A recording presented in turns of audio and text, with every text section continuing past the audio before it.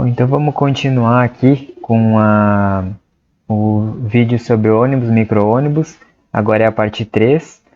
No caso, a primeira parte foi por tipo, por composição, por classes, por operação, a classificação. No segundo vídeo foi a matriz energética. E agora o terceiro vídeo, que é a parte 3, a última parte, sobre tecnologias. Então, só para lembrar aqui que o objetivo não é mostrar o que veio primeiro, o que aconteceu primeiro, mas o objetivo é pelo menos citar, mostrar que a tecnologia já existia, já foi testada em algum momento, não é super novidade, chegou aqui e nunca existiu. Não, só para mostrar quando que teve alguma citação em alguma literatura, algum exemplo, alguma situação específica. Então, assim, para começar, lá nos anos 20, quando foram importadas as carrocerias de outros países, o ônibus inteiro, né? Ou então chassis, era basicamente a carroceria feita em madeira, compensado, só essas montagens com basicamente madeira, os perfis ali, né? Mas assim, em geral era de madeira. Então, assim, lá pelos anos 50, assim, que já começou a ser introduzido o duralumínio. Só que, assim, quando a gente vai pesquisar na internet ou procurar saber quem foi a primeira fabricante que adotou o duralumínio, geralmente a gente vê que aparece o nome da Ciferal. Mas, na verdade, não veio da Ciferal. O primeiro a adotar no Brasil foi a Metropolitana, as carrocerias Metropolitana.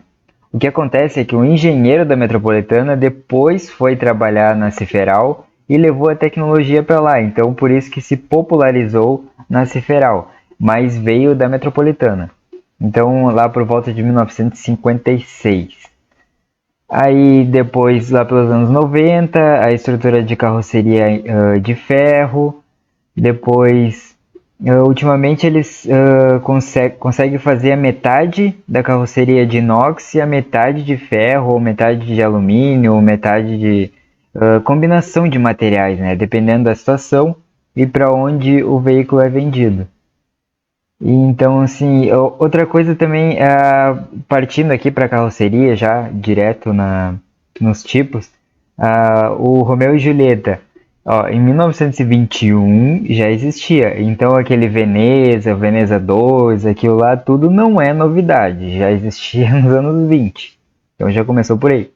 O ônibus de dois andares urbano, ele no Brasil foi em 1987 pela Tanco, eles queriam puxar a ideia dos ônibus de dois andares de Londres, então por isso que eles criaram aqui foi um pedido, na verdade, bem direcionado, bem específico em relação a isso.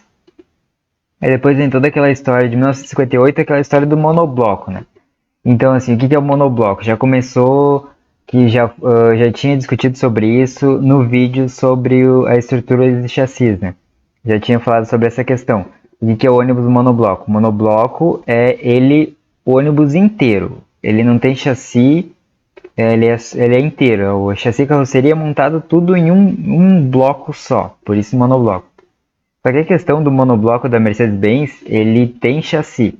Então já volta naquela discussão ainda que tem muitos pontos de vista. Pontos de vista entre ser monobloco ou não ser monobloco. Isso é outra discussão que vai longe. Então, assim, o mais correto que apareceu foi a Buscar, nos anos 90, que lançou o ônibus integral, que é o que? A carroceria Buscar e o chassi, que é o HVR da Buscar. Então, chassi e carroceria da mesma marca, ônibus integral, mas tem chassi, tem carroceria. Aí aqui para mostrar os encarroçamentos, que assim, se tu tem uma carroceria de uma marca e o chassi de outra marca, é o que a gente vê normalmente que é o encarroçamento convencional. A carroceria Marco Polo, chassi Scania, carroceria Comil, chassi Mercedes-Benz, que é o normal que a gente vê. Agora, quando tem a carroceria de um modelo e o chassi da mesma marca, modelo não, da mesma marca, carroceria, chassi da mesma marca é o ônibus integral. E aquela estrutura única que é o monobloco, né? Não tem chassi, não tem carroceria, não tem distinção de chassi e carroceria, é tudo em uma coisa só, uma peça só. Aí tem aquela questão do reencarroçamento. O que é o reencarroçamento?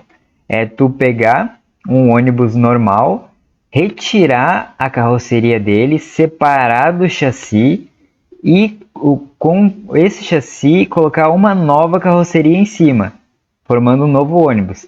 Aí, geralmente eles fazem isso, antigamente fazia mais, hoje já não é bem raro, só quando queima o ônibus, e daí queima toda a carroceria, aí eles reaproveitam o chassi e colocam numa nova carroceria. Então, mas antigamente era direto, para reaproveitar o chassi, para dar uma sobrevida ao chassi, então eles colocavam uma carroceria nova. Aqui tem um exemplo de um Torino G4 que foi reencarroçado num Torino G6. Aqui não pegou fogo, não deu acidente, não deu nada, foi um reencarroçamento mesmo só para modernizar a carroceria. Dá para ver aqui que é a mesma placa, ó, KNI 8011 é a mesma placa, então permanece a mesma placa, não muda isso e é muito raro aparecer em documentos o ano do chassi separado da carroceria. Geralmente fica só o ano do chassi, que é a parte da motorização do ônibus, né? Aí lá em 1994 teve em Porto União, teve eles fizeram o teste do ônibus que andava no trilho. Então o que acontecia? Ele podia andar no asfalto normal e ele, na hora que ele subia em cima do trilho, descia a bitola do trem ali e ele podia circular pelo trilho do trem. Tem mais um projeto, né, para aproveitar, que já que as linhas do trem não eram tão utilizadas ali na região, eles aproveitavam para fazer as linhas de ônibus, né? Foi um teste que aconteceu. Só que em 1940, 50 já existia na Alemanha também, então dá para ver que, claro, não é a mesma coisa, né? Aquele monstro trilho ali a roda ali na frente, né? Não é nada parecido com aquele teste de 94, mas são as tecnologias, daquela história de que antigamente era de uma forma, aí eles modernizavam, vê uma tecnologia nova, aí eles testam de novo esse mesmo, como é que eu vou dizer, mesma tecnologia mesmo, mesmo projeto. Então, assim, depois tem aquela história do entre-eixos alongável. E em 2020 a gente viu agora o Super Padrão. Aí pensa, nossa, que super novidade. É claro que não, né? Nos anos 90 já existia isso, mas enfim. Aqui o que acontece? Como é que funciona o alongamento? O chassi, ele não é o chassi já pronto de fábrica, eles são módulos ajustáveis. Que ele tem ele é basicamente colado o balanço dianteiro com o balanço traseiro junto com a parte de suspensão e de eixos ali, né? Então tu pega e aumenta, alonga e coloca estruturas. É como se fosse colocar peças de Lego, né? Claro que não tem nada a ver com a sustentação. Eu estou querendo dizer que pode encaixar as treliças soldando ou a parte da estrutura ali para alongar ou diminuir. Só que, claro, isso tem um limite de acordo com o CONTRAN, tem umas normas, tem um cálculo que você tem que fazer, que é o tamanho do balanço traseiro, tem que ser, tem uma porcentagem do entre-eixos, então não pode passar disso.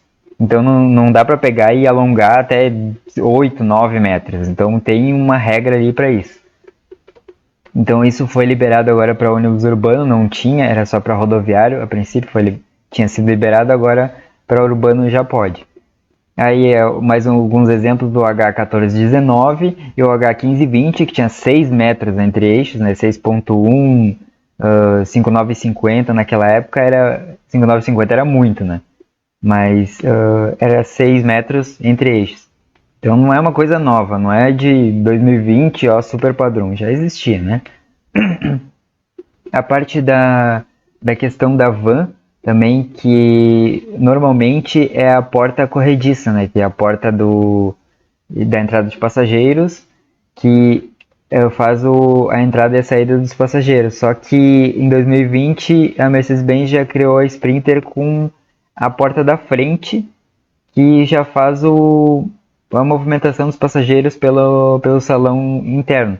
Então, assim, não é aquela porta corrediça lateral mais. Agora não é o de todos, né? Isso daí é opcional. É um modelo específico que eles criaram para expandir o mercado.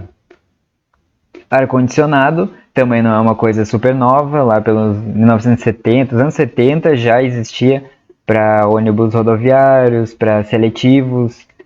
No caso, esse é um seletivo do Rio de Janeiro, capital, né? Então eles utilizavam os ônibus com ar-condicionado. E o ABS, sistema ABS para ônibus, nos anos 90 chegou com o monobloco A371, então assim não é coisa nova também. Em 2014 que se tornou obrigatório nos ônibus, até antes era só questão de opcional, podia escolher em alguns modelos rodoviários. Agora já é obrigatório para urbano e rodoviário. Sistema ESP, veio com a Volvo para o Brasil. O que é o ESP? Basicamente é um controle de estabilidade.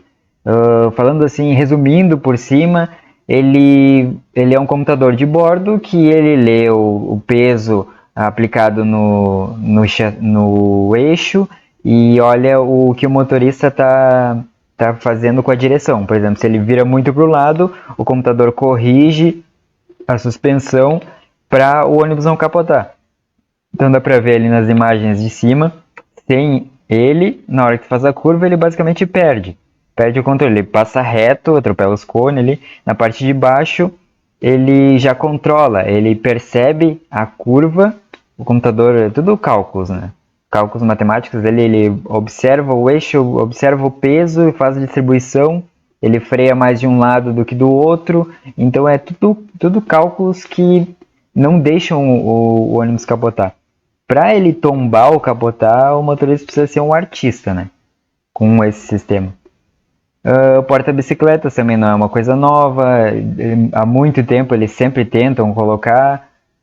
Em várias cidades já teve, Florianópolis, Porto Alegre, São Paulo. Vários lugares já tentaram colocar, até nos Estados Unidos tem ainda até hoje. Eles tentam, tiram, sempre tem alguns problemas a superar em relação a isso. Telefone público dentro do ônibus já teve também, já utilizaram com cartão naquela época que existia, hoje em dia já é mais difícil, todo mundo tem celular. São tecnologias. O elevador, entre 96 e 97 começou a ser utilizado o elevador para cadeira de rodas. Nessa época, esse elevador, apesar de que quando ele fechava a porta ali, ele se colocava em posição inicial, ele transformava em uma escada ali, degraus, mas ele não podia ser utilizado como degraus. Tanto é que naquela época aqueles ônibus eles não abriam a porta do meio. Eles tinham 3 portas, mas tu tinha que embarcar e desembarcar pelas portas dianteira e traseira, porque eles não deixavam utilizar essa. Não, esse elevador era muito caro, a manutenção era muito cara, então naquela época era muito escasso isso. Então por isso, agora, depois de muito tempo, eles já passou a transformar em uma escada e começou a se fazer o embarque e desembarque por aquela porta normalmente. Aí é diferente do DPM, que é o dispositivo de poltrona móvel, que é aquela poltrona que desce, é de dentro do ônibus e ela desce pro o portador de necessidades especiais entrar direto na cadeira, no banco e subir pelo elevador ali sem precisar subir a cadeira de roda. Depois a questão do terceiro eixo. Aí a gente começa a ver o terceiro eixo e lá nos anos 20 já existia o trucado, que é o terceiro eixo na traseira. Não é novidade também. Ele não era regularizado. Então lá em 1982 que as fabricantes começaram a correr atrás de adaptação do terceiro eixo. Tem várias sobre isso nas revistas, né? Principalmente na OTM, na Tecnibus, na Transporte Moderno. tem vários anúncios sobre isso, sobre adaptação. Tanto que até a Catarinense tem uma foto que tem um Nelson diplomata que era um eixo traseiro e transformaram em dois eixos traseiros. Então, assim, a partir de lá por 82 que começou essas adaptações. Mas em 1977, que esse ônibus aí já existia, também é chassi de caminhão, não é chassi de ônibus, então tudo adaptação, né? Tudo não é de fábrica. Uh, o que foi regularizado de fábrica mesmo para ônibus urbano de 14 metros foi a partir de 96, né? Teve o B10M de fábrica, não era adaptado, já veio com o chassi trocado. O eixo direcional dianteiro, pelos anos 90, já começou a ser adaptação também. Não é esse, no caso esse, como toda a tecnologia, começa com adaptação, vai para testes e depois sai de fábrica. No caso esse, era adaptação pela Tuto Transporte, o eixo direcional dianteiro. Aí agora, em 2017, tem o 6x2i de invertido, que não é o trocado na traseira, é o trocado na dianteira, com o eixo direcional. E a gente pode ver que também não é novidade agora, mas já existia muito tempo atrás. Articulados, 1917, na Rússia, foi o articulado mais velho que eu encontrei. Eu estava lá entre 1942, 39, aí caiu esse da Rússia de 1917, muito antigo. Então, assim, nessa época já existia articulado, não é coisa nova também. Articulado, trucado, DD, também, esse não é montagem, em 1975, da Neoplan, já existia articulado, trucado e DD. Em 1978 que chegou o articulado rodoviário no Brasil. Aí tem a questão dos comprimentos, o comprimento máximo. Um articulado seria entre 19,8 a 23 metros, um super articulado de 23 a 25 metros e um biarticulado de 25 a 30 metros. Essas medidas elas são de acordo com as normas do CONTRAN. Só que no CONTRAN ele não tem o superarticulado, como eu já falei no outro vídeo, não tem o superarticulado. Eu só coloquei aqui com base em dados mostrados pelos encarroçadores desses tipos, que eles chegam de 23 a 25. Então no CONTRAN está com um articulado de 19 a 25 e biarticulado de 25 a 30. Aqui foi só uma exemplificação mais específica. Então, depois chegou em 2011 o maior ônibus do mundo, toda aquela propaganda do ônibus, o Ligeirão de Curitiba. E depois chegou o Grand Arctic em 2016, que superou já, chegou a 28 metros. Depois veio o mais novo, de 300 passageiros, de 30 metros, e parou por aí. 2022 morreu, não temos mais fabricação de biarticulado, pelo menos até agora, por enquanto, 2023, até o final de 2023 aqui não temos biarticulados em comercialização, até porque é um mercado bem específico, né? É um veículo que tu precisa de autorização para rodar na rua, tu não pode simplesmente comprar um biarticulado e sair rodando, então por isso mesmo que é uma compra bem específica. Acho que eu tenho minhas dúvidas se eles ainda vão colocar isso em oferecer esse tipo de modelo, porque simplesmente um projeto especial. Eu preciso de 30 ônibus desses para renovação, monta 30 e depois não monta mais. Então é uma coisa muito específica. Também não é coisa nova, em 97. Na verdade, esse VLP 200 é um projeto de ônibus guiado, um trolebus biarticulado, guiado. Então, assim, ele tem umas... Ele basicamente anda em trilhos. Ele pode... Era um projeto para virar autônomo. Ele não chega a ser autônomo, porque naquela época também, em 97, não tinha... Era um tabu essa história de veículos autônomos. Então, agora já é mais popularizado. Na Europa já tinha, há muito tempo eles já utilizavam isso, não é coisa nova também.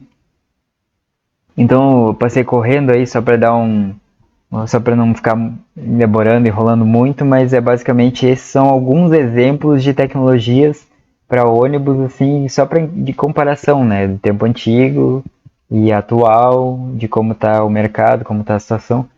Então, qualquer coisa, se tiver alguma dúvida, é só deixar um comentário aí e até o próximo vídeo.